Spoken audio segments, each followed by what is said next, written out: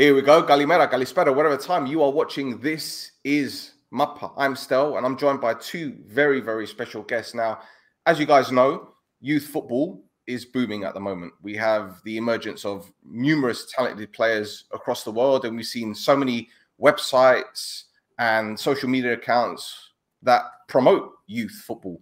You have scouts, you have people that put up video footage, but what is so special about youth football? How do we delve into it? How do we find out about these players? Well, I've got two gentlemen here that are involved in sports academy tourism, and they're here to tell us all about the pre-season and during the season training camps that they put on with various clubs. It's Pantelis and Mario. Welcome to the podcast, guys. Thank you. Thank you. Thank you for having and hosting us to your podcast. No, thank you for taking the time out to do this, because I know it's a very busy time of year for you guys, especially with what's coming up in the next few months. So thank you for joining me. You're welcome. You're welcome. Thank you. Thank you. Right. So let's start. What is in sports? Who are in sports? Obviously, you two are in sports, but tell us about the company. Actually, we are a travel agency office, but we are specialists in sport tourism in Cyprus. And not only. For example, in winter time, from January to April, we work in Cyprus because of the nice weather, good hotels, nice fields for training. We organize the training camps of different football teams and academias from over the world. We have teams from China coming to Cyprus, from Latin America, and a lot of teams from Europe. Before the COVID-19, we were doing very, very well. Our record is around 65, 70 football teams for only 3 months. But after COVID, you know, the things are not so well. The budget of the teams is not so high, you know, and some problems with the flights from Europe to come to Cyprus is a little bit difficult now, but we from 2 years now, slowly we will come to our numbers. In summertime, we are taking some teams from Cyprus for training camps, and also from Israel. We have clients from Israel, and we are doing also Europa League games for our teams or teams that they play against Cyprus teams in summertime, and it depends, you know, which round are going our teams. Well, it's very impressive. It's very impressive because obviously Cyprus, as you guys know, is a small island, but there are many people that know about Cyprus, but they don't know about Cypriot football. They don't know what happens behind the scenes. So how did you guys create this organization that you have now? Actually, it's through friendship, this. Is at the beginning it was advertising. Slowly we went to the exhibitions. After coming teams here, you know, football is football, and every time people change. The trainer of one team went to other team, so we have the both teams now. The team manager is going in other team, and it's starting slowly to grow in this business through friendship. It's not the price, but is what they believe, our partners, when they come into Cyprus, that they have, okay, good connection flight. We are taking the teams from the airport with our buses. We organize the hotels, usually, always, actually. We work with very good hotels, 4 and 5 star, that they have also facilities. I mean, fitness, sauna, jacuzzi, ice bath, what one team needs. And the most important for one trainer is to give him a very good quality ground field for training. And the most important, again, friendly games, because they come in 2 weeks or 12 days to spend here the preparation of the team, actually, before to start the champion in their own countries. So the most important is the ground fields, and we have this in Ayanab, actually. 1 stadium and 14 ground fields, and around, which is 10 to 15 minutes, we have small stadiums which we use for these teams training on friendly games. In general, we started this company in 2008. So mainly we provide training camps for football teams or group of athletes. And what we provide is high quality services from accommodation, transportation, sport facilities, friendly games, on their free time, different activities or excursions. And since then we have the leading position in the football, but we also working with different clubs like swimming clubs or track and field athletes. And we are also looking to expand into more sports in the upcoming years.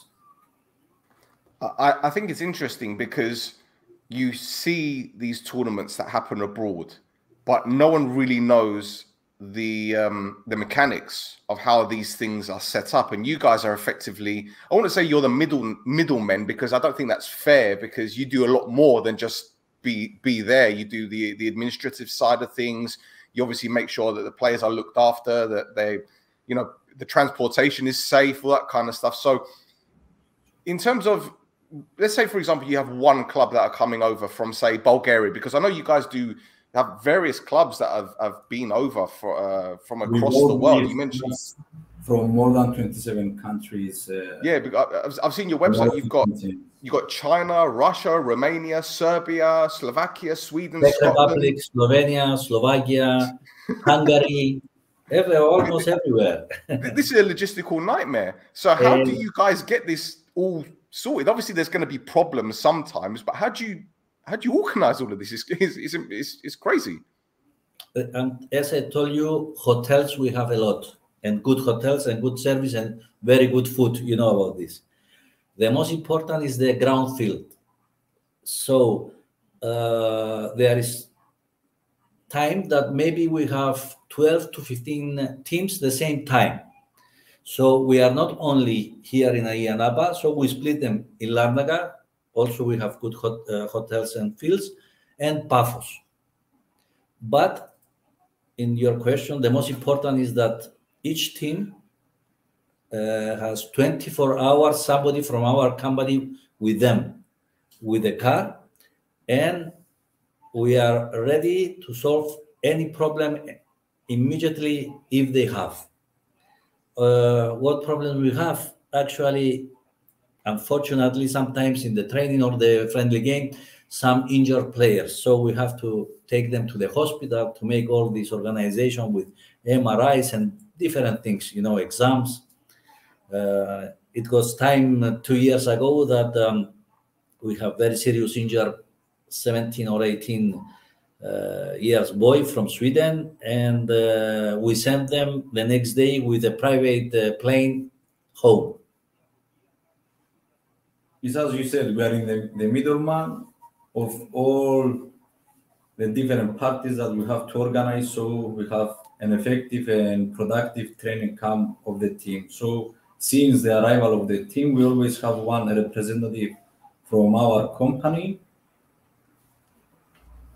and is responsible for anything that has to do with all of the services we already said, like the accommodation and transportation and all the needs that may come up and all the problems that might show up, and we have to adopt and solve everything. This is mainly how we work. The thing is, I've seen on your website that you provide translators as well. Now, again, in terms of the recruitment facility for you guys to bring in a translator from the Netherlands or from Sweden, is it easy? I mean, look, I know Cyprus is multicultural, and you do have a lot of Russian speakers and English speakers, but you know, Serbian, Swedish, even Chinese or Mandarin. How do you guys overcome that? It's very easy, this. Okay. In Cyprus, a lot of people from, you know, after the European Union, a lot of people from Bulgaria, Romania, Poland, they came and live in Cyprus and work in Cyprus. And especially in wintertime, all these people are without work because they are working in the hotels, and they are working 6-7 months, so they are free in winter time. So they coming to us as part-time. It was time that working with us 25-30 people. So with China is okay, it's a little difficult, but from Chinese team they have English speaker. Yeah, but with the Serbia, Bulgaria, and Czech Republic, we have our people here that they speak the language, and also we have for the Russian teams. Also, the Bulgarians they can speak Russian language. Unfortunately, now with the war, we lost Russia and Ukraine. Unfortunately, because of the war. Because it was very big and very successful market, the Russian and Ukrainian, because in winter time they have more than 3 months break from November to end of February. So this team were coming 2 weeks here in Ayanaba, for example. They are leaving 3-4 days, go home, break, and they come in again for second preparation in Cyprus. Maybe they go to Larnaca or Paphos or Limassol. And then they choose, let's say, the third one to be or in Turkey or in Spain, it depends, or to stay again in Cyprus. So, and they have a lot of teams there. In Russia, is a Premier League, first division. And the second division, they have 4 or 5 groups. So a lot of teams and different dates of the days that they start in the championship there. And unfortunately for us, this is not good because of the war. They is not allowed to the Russians to come in here. Unfortunately, the Ukrainian teams, they are playing now. They have break, but they stay around Ukraine, in Poland, in Slovakia, in Hungary. So because they play and they continue the championship, they go every week, they play, and then they coming back to these countries. They spend a lot of money for sure, but they have the money. As I see, they have it. So do you actually arrange the tournaments yourselves, or is there an external company that does it and you work alongside them?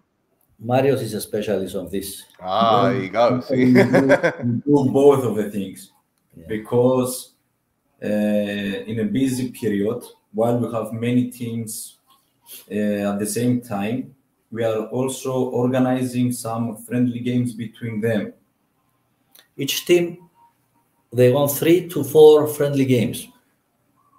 But there are also some external tournament organizers that we are working with them, and because of our connections and networking, we bringing either this is academy or depends on the event actually, and we are hosting them to take part and register them into the tournament. And again, we are taking the whole service providing for them. Actually, in Ayanaba, we starting the summer season with the biggest tournament with more than 365 teams, from 6-year-old to the 15 or 16 years old kids. And we speak about 4,000, 5,000 players. And the most important are their parents and families. They are coming and they stay always in Easter here in Ayanaba. And this is the starting of the summer season, actually. Yeah, and Easter, as you guys know, is a busy period. It's a very busy period in Cyprus, and it's very expensive as well to go out there. I wouldn't go to Cyprus in Easter. It's too expensive from the UK. I can't afford it. It's too expensive. It's not expensive. It's from the 1st of June to the end of September expensive. Yeah, well, I'll show you some prices. I'll show you some prices of flights to Cyprus from the UK during Easter time. It's not pretty. I need another mortgage for that. Yes, this is correct. Yes, from England, they are expensive. But if you use now with jet tour or with EasyJet, you can find very good prices. And actually, this is one barrier that we have in this industry, because football teams, they prefer to have direct flights, and it's something that we have to work also in Cyprus about direct flights, because for the team is not the best solution to fly from one country and then come here in Cyprus. We have a lot of requests from Sweden, but unfortunately we can not find direct flights between January, February, and middle of March. And the teams, they come in through Austria, let's say, or other country. If our Minister of Tourism involve more, let's say, in this, and maybe they can sponsor some flights, it's a big interest then of these Scandinavian teams to come in Cyprus. Before they come in Ayia Napa, more than 100, 120 teams from Sweden. So effectively, it's the logistical side of things that's a problem. I mean, you said that direct flights are difficult. So I'm assuming that's because there aren't enough flights, or there just aren't any, or they're fully booked? They stop in winter time, the flights. They stop in winter. Okay. Yes, from 1st of April to the end of October or middle of November, we have maybe 2 and 3 and 4 times a week flights. But for a small period in winter, January, middle of March, 20th of March, they stop the flights. Is it because of the lack of... That is not busy. Right, yeah. I was about to ask you if it was the lack of demand. I thought it might have something to do with the weather or something. I don't know. No, weather is perfect. You know, in Cyprus we have... Sweden, though? In Sweden, it's very cold. Hmm. No, they coming now here. We had actually first time from 10 teams from Denmark, direct flights from Denmark this winter, and they didn't know what is Cyprus actually. They didn't know before what is training camps in Cyprus, and when they came here for the next year, we're expecting double or triple teams to come. They are very satisfied. Yeah. Wow. And because the weather conditions here in Cyprus is perfect for the athlete. For example, if we compare let's say Armenia, for example, that football team, they are preferred to go for their training camp in Dubai. There is not so well performance for the player while he's changing from a cold weather to exact different hot weather. So it's a very different to meet their performance they want. Yeah. But here in Cyprus, one of the points that is very good option to make your training camp is because the weather condition, they can provide you exactly what you need so you can perform the best of you before let's say the league start in your country. And not just this, also not just the weather condition and the food, and in general, many things. But mainly the weather condition, it's perfect for winter pre-season training camps. For example, Ararat Armenia, which is one of the biggest team in Armenia and in ex-social SSSR Russia, you know, before 1991, it was one of the biggest teams. They came this year for 24 days in Cyprus. Yeah, and they're coming soon, aren't they? Isn't there a tournament coming up? And are they playing up Wales under 19s, if I'm not mistaken, or if I've got that wrong? Yeah, we have arranged around 9 friendly games for them. Yeah, so it's they play one morning and one afternoon game because they came a lot of football players. Yeah, the trainer wanted to use all the players, so we arranged for them one in the morning, one in the afternoon. That's good. There's a lot of football being played then. There's a lot. They can't complain about their fitness levels not being decent. So...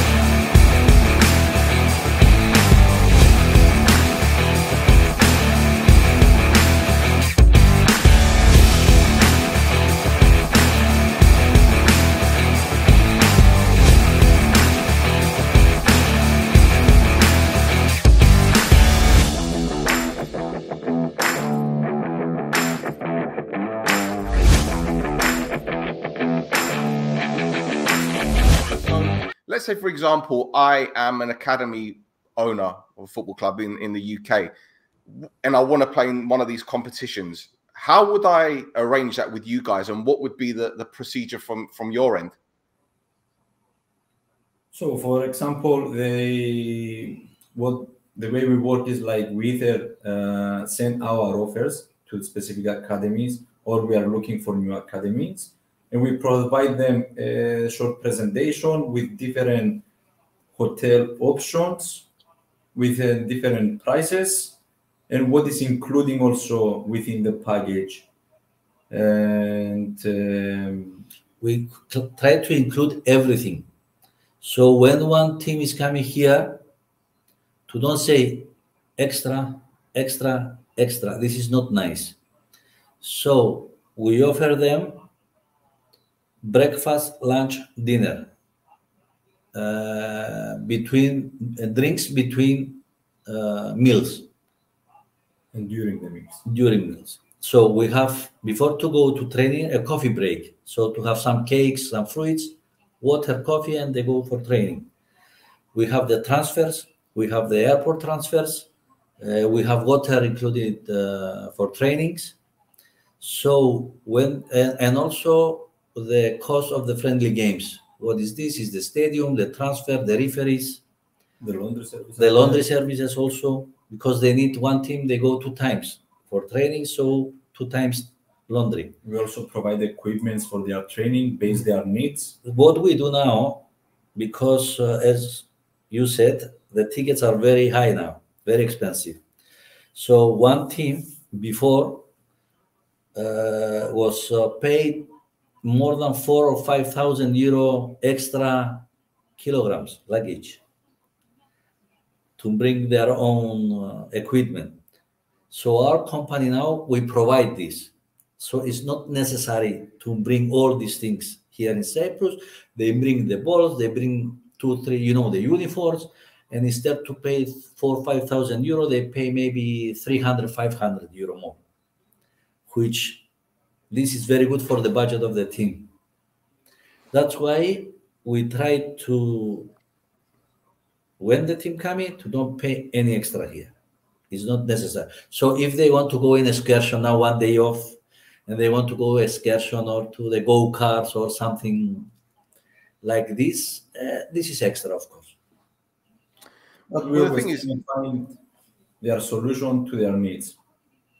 Well, this is important, but also I think what you guys are offering is not only a service, but you're offering something to the tourism of Cyprus, really, because not only are you bringing the people there, but you're also helping other businesses, because I'm assuming you don't produce your own balls and you don't produce your own equipment. So you outsource it to another company, or if, for example, you mentioned the go-karting, you're recommending go-karting companies to these people. So effectively, you're helping the economy of Cyprus in that respect. What we do, we try to be out of Ayanaba. So the players to have the opportunity to go to Nicosia to play, something with the go-karts, or you go to the Luna Park. You go to the Luna Park in Limassol, So, or to go to Larnaca, to the mall, or to go to Paphos to see the Aphrodites. We try to do this so they have the opportunity to come for 10, 12 days and 1 day to see something from Cyprus. Also, what we do with the trainers and the presidents or the head of the team, we go in a Cyprus taverna with Cyprus music, Greek music, and to try our famous meze. Oh, you know what is this, isn't it? So we try to provide not only sport and something else, culture and history, and many other things. And because this is not only in benefit of us, but yes, as you said, different other organizations, but it's also investment for the future, because if they are coming for their training camp, they have a specific purpose, but later on they may want to come with their families or with their children, or to come again for a visit, but for the holidays. We have, after the training camps, a lot of players or trainers. They are calling us to arrange for their families and friends accommodation coming for 1 week for holidays in Cyprus. There you go. There you go. One hand washes the other. Both hands wash the face, as they say. Yeah. So, so let's talk about the clubs that have been over. You mentioned Ararat. I think it was Ararat. Was it Ararat? Yeah, Ararat, yeah. Armenia. But you've had other clubs as well. I think PSG are there. I see the pendant there behind you. Paris Saint-Germain have been there. We have Paris Saint-Germain. Yep. They came before COVID for training camp in Cyprus. They stay in Yanaba.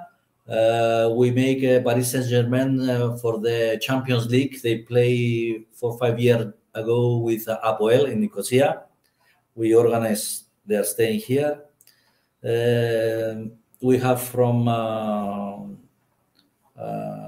Czech Republic, from Bulgaria, CSKA, Levski, Beroe. This year came Bodevratsa. Levski is coming in winter 1 month and more in Cyprus. From Russia, we have the biggest teams with Zenit, CSKA Moscow, Spartak.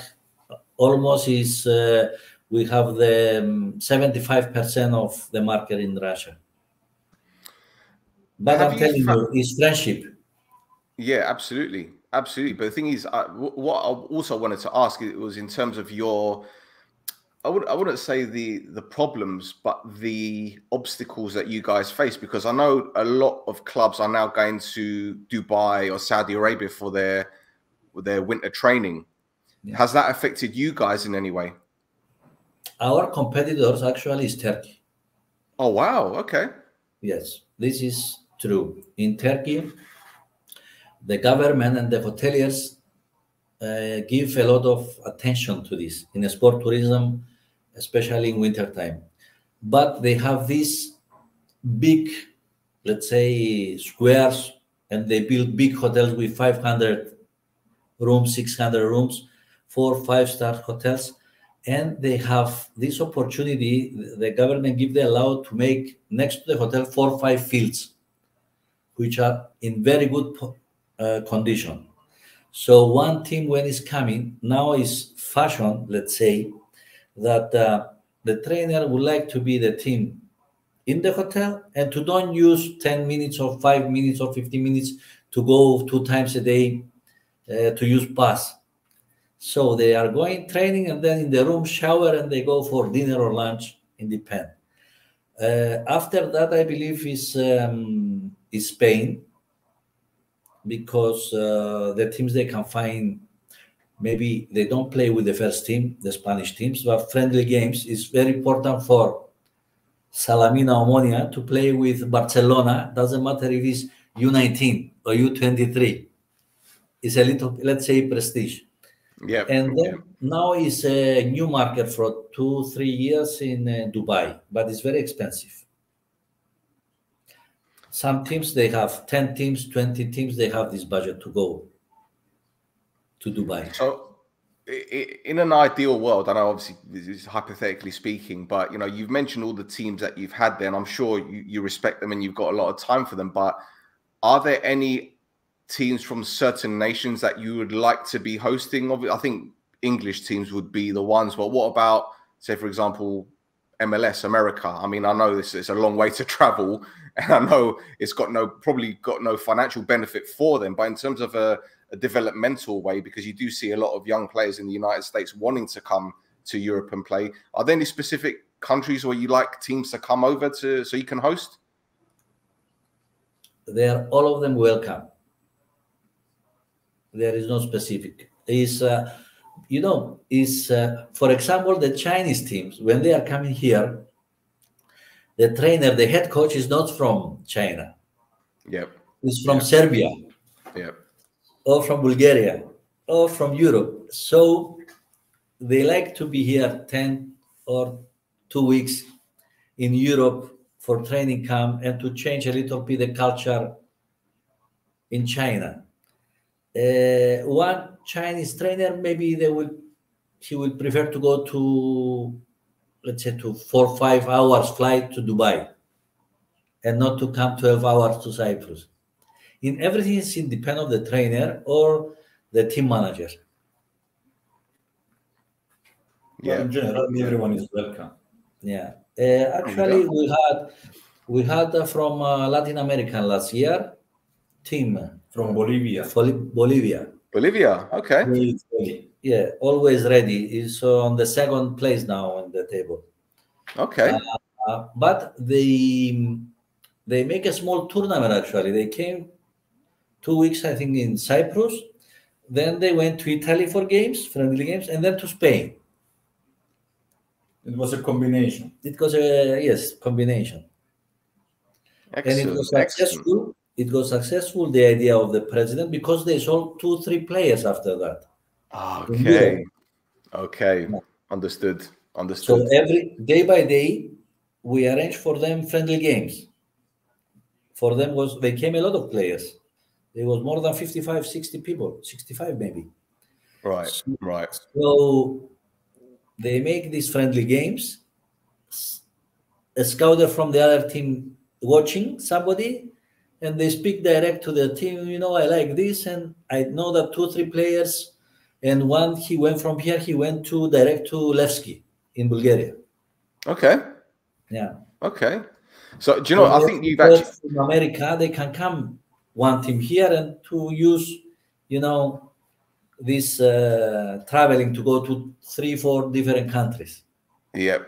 Yep. See, you've just answered my next question, because I was going to ask, when you've got these young players, obviously they're playing competitive games. Is there a chance there's going to be a scout or scouts from other clubs being there?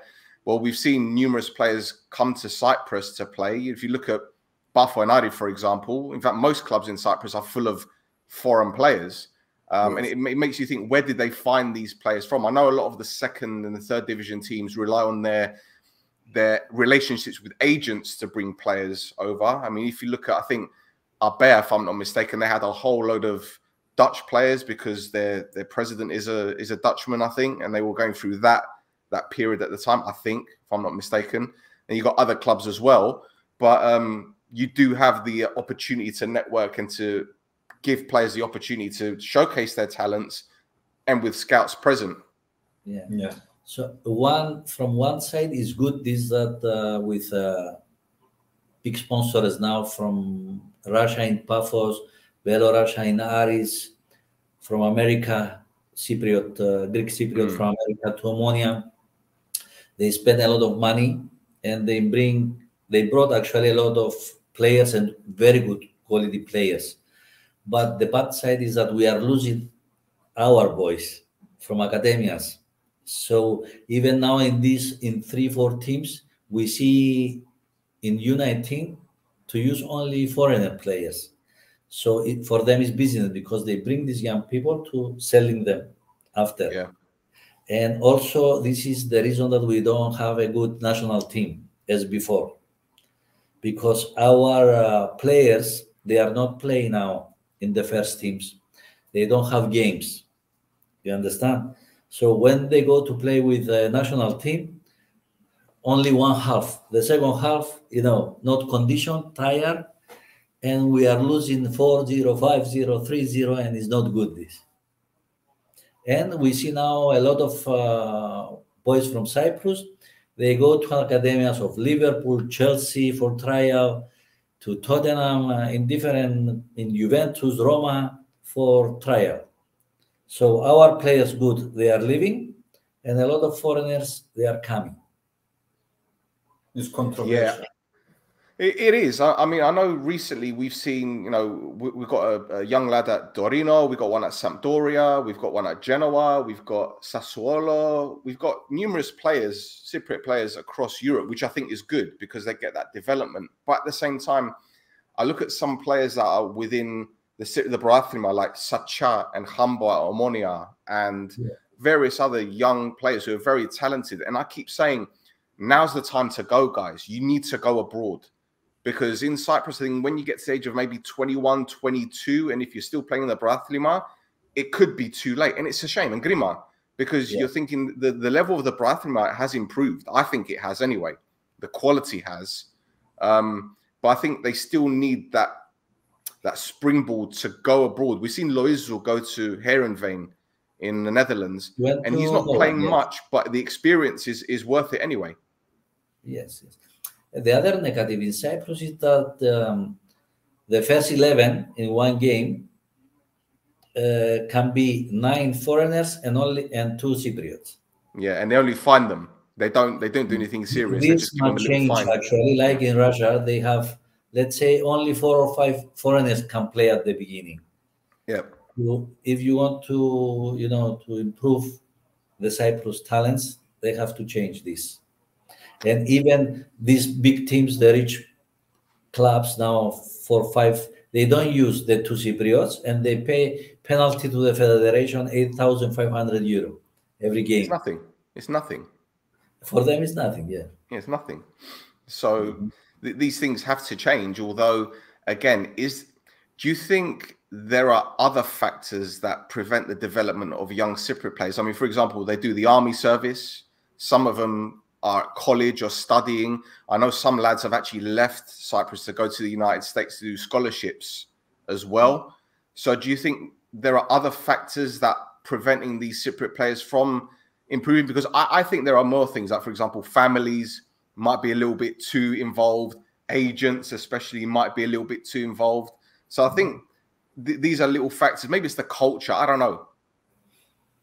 Anyway, what I see from my experience, all the teams, they have all the ages of academias now. This is good. Actually, they work a lot of maybe ex-players as a trainers or as assistant trainers. And the problem is when they come into 19 years old, everything is stopped because they cannot jump to the first team. This is the problem. The army now is not so big problem because all the teams, they can arrange near to the houses, let's say. And it's only 1 year now. It's not like before 26 months. So for 1 year, maybe they come out 5 times a week and to go for training, to go to the game. So it's not the big problem they are now. Great. So what else can you tell me about this company? What else can you tell me about what you guys are doing? In fact, I've got another question, actually. In terms of your favorite experience or favorite tournament, is there one that really stands out for you guys? One that you guys have been involved in heavily and you've seen the quality shine through and you think, right, this is the benchmark. We need to beat this one. Yeah, one of the main one that we read the last couple of years we are getting more involved is the Youth Soccer Festival that take place in Ayanapa.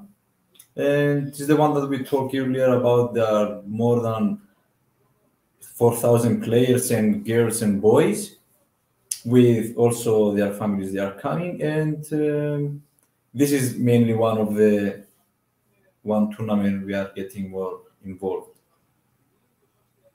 Also, some academias, they are going for training camps in Europe and more in Bulgaria because it's more cheaper, let's say. It's good, but it's good. For the moment, it's little bit cheaper because everywhere the prices are very high. But there are also tournaments in other countries like Greece, Spain, Portugal, Bulgaria again, where we can still arrange mostly academies from Cyprus and host them to the specific tournaments. So in terms of growing the awareness of the company and what you guys do, obviously doing podcasts and media appearances is great, but in terms of your social media presence, is that something that you guys focus on, or is that just something that maybe is a side idea for now?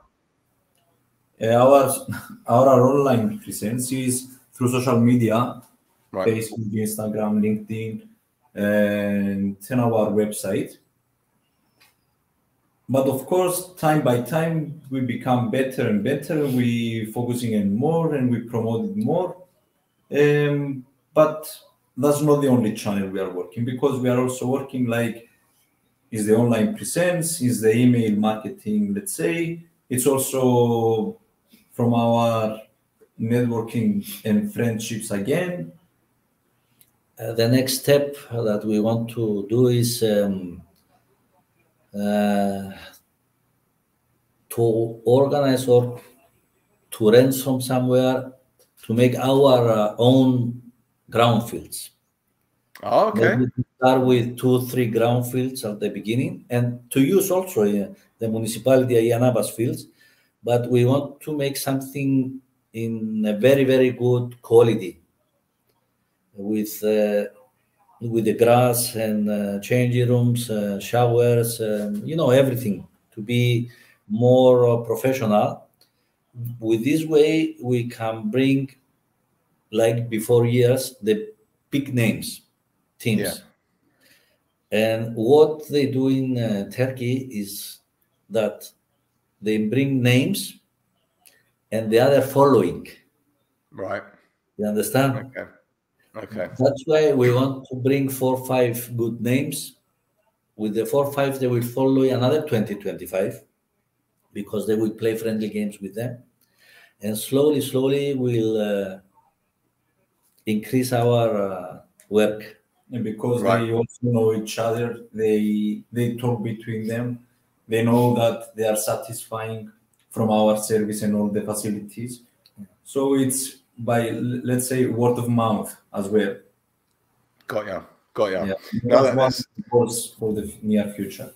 That's very interesting you say this, because I know you mentioned in the future you want to have your own playing fields and your own facilities and everything. Now, I know in Cyprus there are people that own land. Is it difficult to find this land that's affordable? And also, what about building the facilities? Is just money, is money the main issue when it comes to something like this? You have to find the right place, because as I told you, one trainer now, they don't want to use the bus to go. Yeah. So we have to find somewhere near the hotels, to be only 5-6 minutes, let's say, nearby. And okay, we are close to do one deal. I hope so to be successful. Have you guys thought of maybe doing what the Turks have done in terms of creating, not I'm gonna say building a hotel, but maybe a resort where you can have them all in one place? Like mini apartments or something. They don't like the teams to be together. Okay. One team, they like to be 1 or maximum 2 in one hotel. Right. We have the experience with our 5-star hotel, Aeneas Hotel in Ayanaba, which is open only in winter, only for football teams. They have 3 fields in a very good conditions with lighting. So they are taking 6 teams together. But they are satisfied, everything is okay, but I can take the feeling that they prefer to be alone there or one. So also because actually I'm a hotelier too. I'm in the hotel business too, not only on this business. If we find one good hotel, 4-star, let's say, to rent it, I will do it. But it's not easy to do it because in Ayanapa, Protaras area, I know you know these places. It's a family business. Yeah. So they are not give it to somebody else. All the family working there, so it's not easy to rent. Nice. It's what they call a gold mine, isn't it? Passed down from generation to generation. That is, that's done good. No problem. No problem whatsoever. So I can imagine how difficult it is. But yeah, look, I'm really intrigued about your company, and I want to find out more as well. So hopefully we can have another conversation another time, because I think there's a lot of potential with what you guys are doing as well, and with the exposure of Cypriot football getting bigger, and obviously you want the Cypriot teams to do better in Europe as well, because it gives more eyes onto Cyprus. So hopefully our teams can improve. Hopefully. Even the national team, even though I'm not going to say anything about Getspire because I've said enough about him. I don't want to talk enough. Larnaca is our client, so we are doing all the Europa League games with them. We give our services, and also the training camps before the games in Europe. because we are also Nice. hosting UEFA Champions League, Europa League, Conference League games, UEFA Youth games. We came to London last year. We played with West Ham. Oh yeah. Club. Oh, Yes, yeah. The Conference League game. Yeah, it yeah. was excited, too much excited. I can imagine. Also, we, you know, the problem with Turkey, but we went to Istanbul last year with Fenerbahce. It was a very good game. Also, it was excited, a lot of people, but the hospitality, I can say, was excellent. Very good. Yeah, because it was a good Europa League. It was a good Conference League campaign for AEK last season, wasn't it? Because they had the Champions League qualifiers and the Europa League, and then so yeah, it was a good campaign. Last year play until March. Yeah. Yes. Yeah, that's right. That's right. We start in July, and we finish in next March. Long, and that's why their form dipped in the league. That's why their form dipped, because it was just too grueling. Yeah, and I think we're seeing that with Ari now at the moment. I think we're seeing that with Ari. Last night 1-1. Yeah, but they've got a big squad, Ari, and I think they can turn it around. I think right now it's just confidence. I think their confidence is a little bit damaged. But you know, listen, Ben Shimon's done really well so far. I think they've only lost 4 games in the last 26, which is they lost only 1 game in the last 12 games, I think. Yeah, because was it Apollon in the cup, or you talk about the league? They lost from Apollon, yes. Yeah. Yeah. So, yeah, he's done very well. He's done very well, Ben Shimon. But yeah. Anyway, guys, before I let you go and before we close the show, social media, websites, everything, let me know what they are. Tell our viewers, and I'll put them all in the description as well. Yeah, of course. We have on Facebook, InSports Athletic Tourism. It's the same in Instagram, InSports AT. And on LinkedIn as well, InSports Athletic Tourism. And our website is www.insports.com. Lovely. All the information is going to be in the description below. Guys, thank you for tuning in. Thank you, Pantelis. Thank you, Mario, for joining me. Too. I would like to invite you to come to Cyprus. No, don't worry. I'll be there. I'll be there. And also something that I need to tell you is when one team wants to come to Cyprus and they don't know, where they go, what to do, we invite our guests, the team manager or the trainer, to come in 2-3 days here. We show them all the facilities, all the hotels, free of charge. And then if decide to come here, they are welcome. Lovely. Excellent. Yeah. There you go. There's the invitation, boys and girls. So anyone watching, these are the guys that contact. As I said, everything is in the description below. Don't forget to like, subscribe, give us a follow on X and Instagram @thisismappa, and we'll be back very, very soon. Adios.